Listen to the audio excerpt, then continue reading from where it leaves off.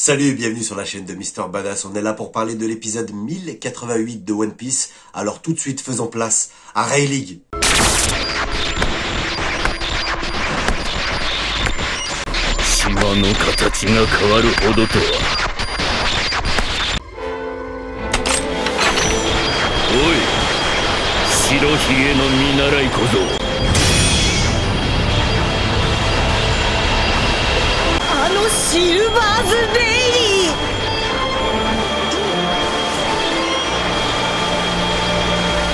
L'entrée fracassante de Rayleigh avec les éclairs de Hakidero, etc.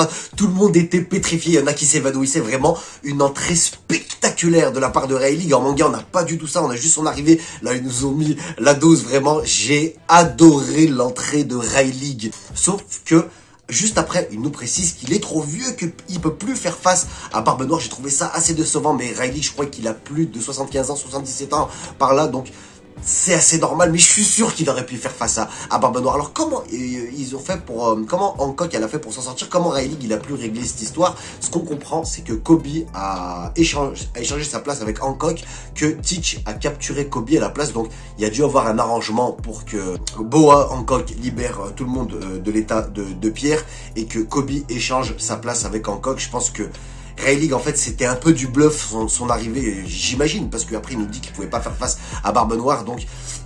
Mais je pense que Barbe Noire a vraiment eu peur, il s'est dit que c'était chaud, il l'a vu de méo Rayleigh, il était choqué quand même de le voir, donc je pense qu'il a eu peur de l'affrontement, même si après Rayleigh nous dit le contraire. Je pense que ça pouvait se tenir. Ensuite, Kobe capturé par Barbe Noire, comme je vous disais. Donc pourquoi il a capturé Kobe, on le saura plus tard, vous verrez, c'est vraiment assez sympa. Ensuite, on retourne du côté sur le bateau avec les Mugiwara. C'est toujours assez sympa de les revoir se disputer entre eux, discuter. Ça faisait longtemps qu'on n'avait pas eu ça, la bagarre de Sanji et Zoro. On peut voir aussi un Zoro qui en impose vraiment, qui remet tout le monde, qui calme tout le monde. Donc Sabo aurait tué Cobra tout d'abord, que Vivi donc a disparu, donc ils deviennent un peu fous, on va aller sur Alabasta et tout, on va faire n'importe quoi, et Zoro il calme tout le monde, arrêtez, calmez-vous, rappelle-toi, hey, c'est tout ce que t'avais dit.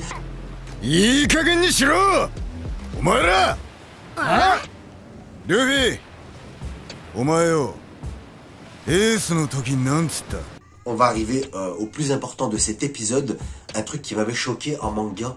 Quel est le rêve de Luffy? C'est un truc de fou, ça m'avait rendu dingue quand j'étais tombé dessus. J'y avais pensé vraiment un moment pour essayer de trouver son rêve. Je sais pas ce que vous en pensez du rêve de Luffy. Il y en a qui disent qu'il va organiser un banquet géant avec tous les habitants de la Terre réunis.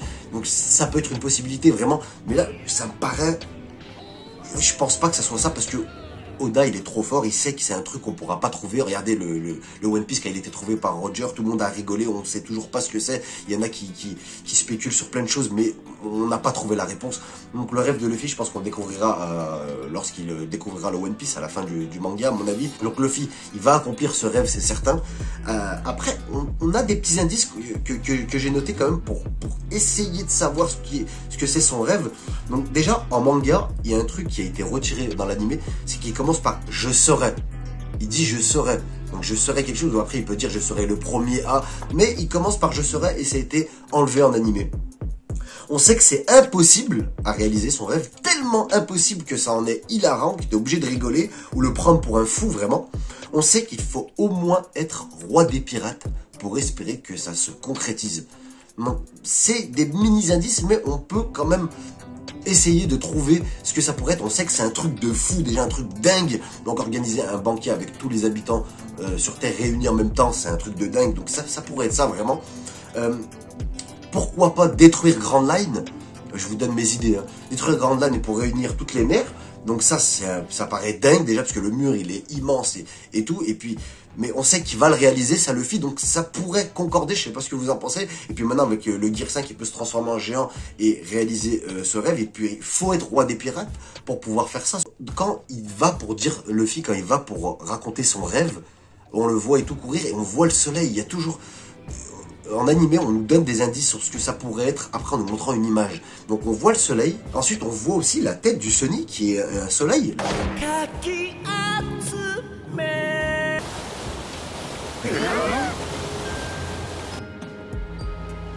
Donc pourquoi pas atteindre le soleil. Ça peut paraître étrange, bizarre, mais bon, c'est Nika, ça peut être ça. Vraiment, c'est impossible, c'est infaisable aussi. Donc pourquoi après atteindre le soleil, ça n'a pas de sens, mais on sait que c'est un truc de fou. Pourquoi pas revenir dans le passé pour qu'il puisse vivre avec sa mère et son père, chose qu'il n'a jamais fait. Peut-être, hein, j'invente plein de choses là, mais c'est quoi ce rêve? Ça m'a, de nouveau, quand j'ai revu ça, ça m'a rendu dingo. Est-ce qu'il y a des théories là-dessus? J'ai pas été regardé du tout. Est-ce que vous avez un avis, vous, sur le rêve de Luffy? J'aimerais vraiment échanger avec vous en commentaire pour vos idées, donc ce que ça pourrait être vraiment ce rêve de Luffy, ce qui me rend absolument dingo. C'était l'épisode 1088. Encore une fois, vous êtes sur la chaîne de Mister Badass. On se retrouve très vite pour une nouvelle vidéo. A plus, salut et ciao. Badass Animal only.